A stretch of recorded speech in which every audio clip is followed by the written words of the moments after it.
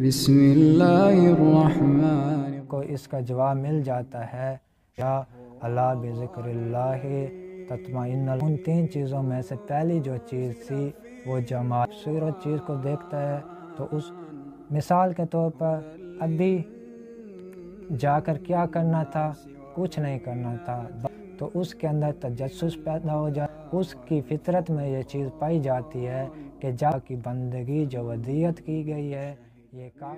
اعوذ باللہ من الشیطان الرجیم، بسم اللہ الرحمن الرحیم، الحمدللہ رب العالمین، والصلاة والسلام علی اشرف الخلائق اجمعین، سیدنا و سید الاولین والآخرین وخاتم النبیین ابی القاسم محمد وآلہ الطیبین الطاہرین المعصومین، اما بعد، فقد قال اللہ تعالی فی محکم کتابہ، اعوذ باللہ من الشیطان الرجیم، بسم اللہ الرحمن الرحیم، فاقم وجہک للدین حنیفا فطرۃ اللہ التی فطر الناس علیہا، صدق اللہ العلی العظیم۔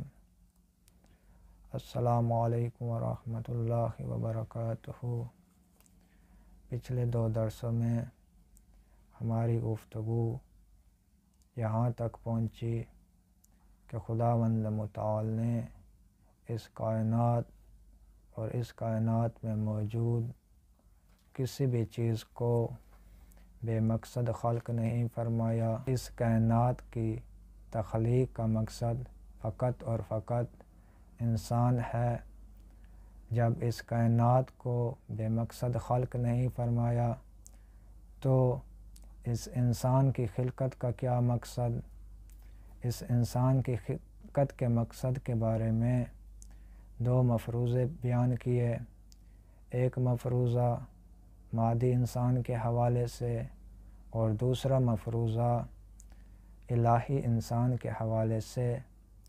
مادی انسان کا کہنا تھا کہ اللہ تعالی نے اس انسان کو فقط اور فقط اس دنیا کی زندگی کے لیے خلق کیا، جبکہ الہی انسان کا کہنا ہے کہ اللہ تعالی نے انسان کو فقط اس دنیا کی زندگی کے لیے خلق نہیں فرمایا بلکہ اس کی خلقت کا مقصد اللہ تعالی کی بندگی، اللہ تعالی کی اطاعت کرنا ہے۔ جب اللہ تعالی نے اس انسان کو خلق فرمایا تو اس کی خلقت کے اندر بندگی کو ودیت فرما دیا۔ جب الہی انسان کا یہ قول ہے کہ اللہ تعالی نے انسان کو اپنی بندگی کے لیے خلق کیا تو اس مدعا کی دلیل میں اس سے پوچھا گیا کہ تیرے پاس اس مفروضے کی کوئی دلیل بھی ہے؟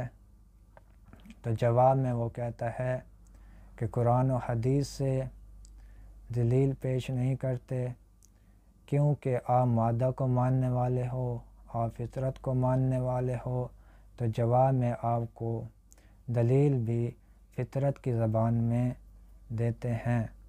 اور ایک سوال کے ذریعے اس بات کا جواب دیا گیا کہ جب انسان اس دنیا کی زندگی کے لیے آیا ہے تو اس دنیا کی زندگی میں اس کو سکون نصیب ہو جانا چاہیے، جبکہ ایسا نہیں ہے کہ جو چیز جس مقصد کے لیے خلق ہوتی ہے تو وہ اس مقصد کو پا کر پرسکون ہو جاتی ہے، جبکہ انسان فقط اس دنیا کی زندگی، اس دنیا کے مال و دولت، اس دنیا کی عیش و عشرت سے پرسکون نہیں ہوتا بلکہ اس کے اندر اضطراب کی حالت میں اضافہ ہوتا جاتا ہے۔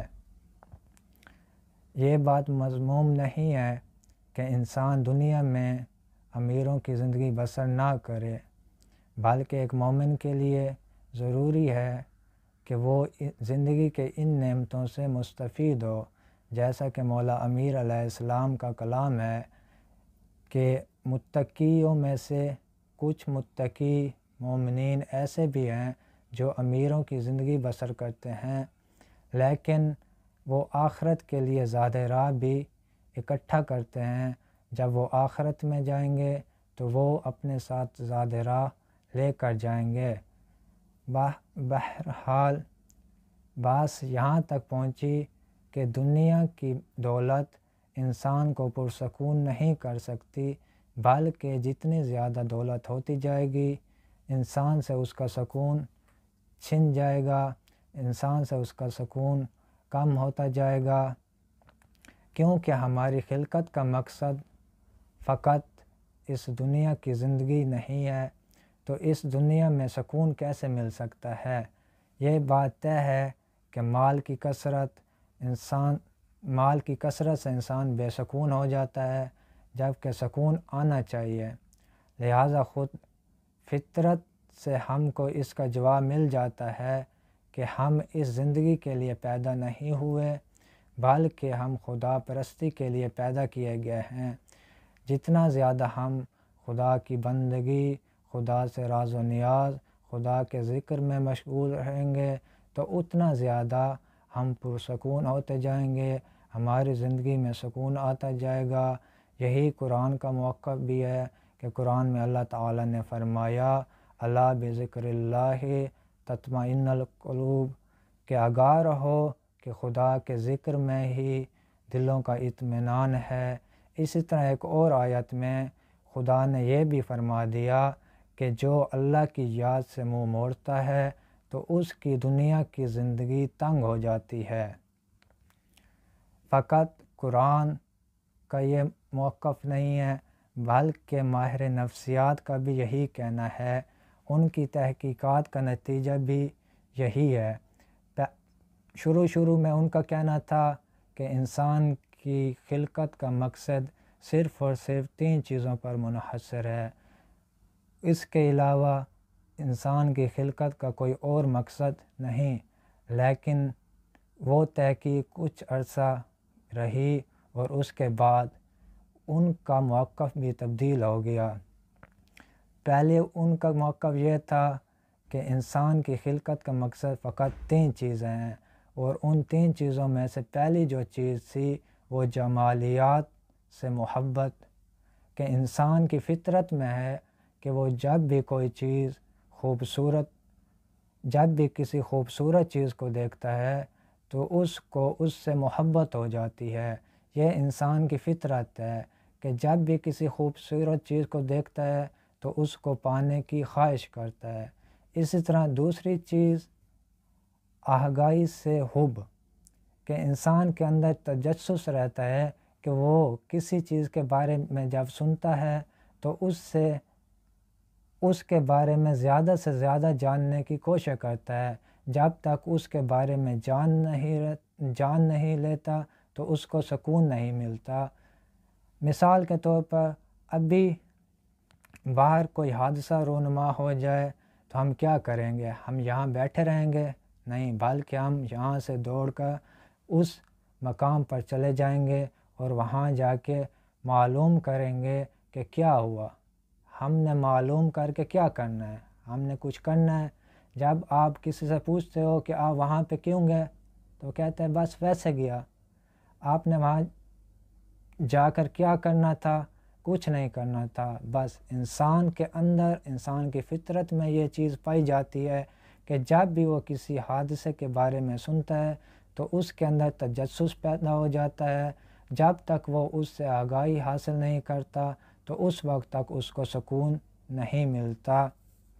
تیسری چیز احسان کرنا ہے، چاہے انسان مسلمان ہو، چاہے انسان مسلمان نہ ہو، چاہے وہ مادہ کا ماننے والا ہو، چاہے وہ خدا کا ماننے والا ہو، اس کی فطرت میں یہ چیز پائی جاتی ہے کہ جب وہ کسی گرتے ہوئے انسان کو دیکھتا ہے تو اس کا ہاتھ تھام لیتا ہے۔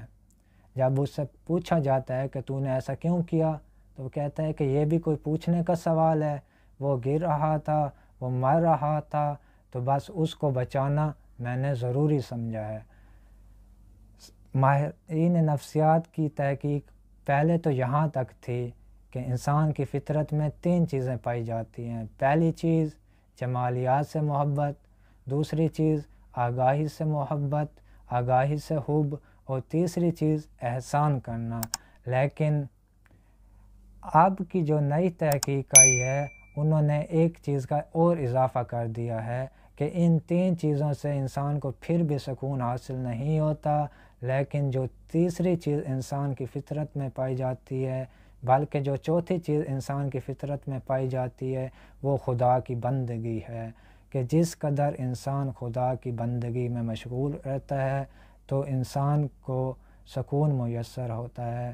تو چوتھی چیز جو انسان کی فطرت میں ہے وہ اللہ تعالیٰ کی بندگی ہے۔